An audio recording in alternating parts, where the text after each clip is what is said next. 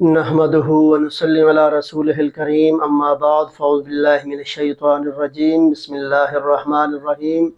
واجب الاحترام بزرگوں اور دوستوں، میں آج آپ کو ایک سفر کی دعا بتا رہا ہوں۔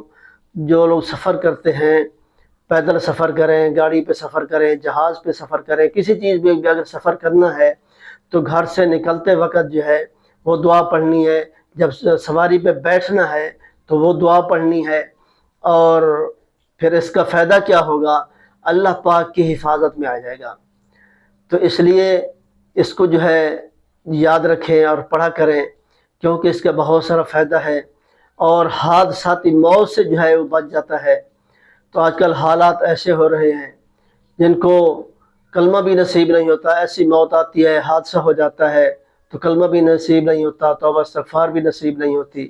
تو اس لیے انسان کو جب سفر کرنے کا ارادہ ہو، گھر سے نکلے، تو اس وقت جو ہے پڑھ لے بسم اللہ توکلت علی اللہ، یہ دعا پڑھے، گھر سے نکلے، چوتھا کلمہ پڑھ لے لا الہ الا اللہ وحدہ لا شریک لہ لہ الملک ولہ الحمد یحیی و یمیت وہو حی لا یموت ابدا ابدا ذو الجلال والاکرام بیدہ الخیر وہو علی کل شیء قدیر۔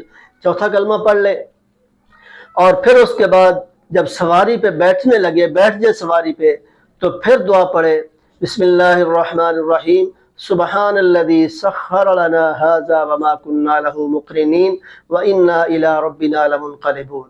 یہ دعا پڑھ لیں، اور اس کے بعد ایک بار آیت الکرسی پڑھ لیں، استغفار پڑھ لیں۔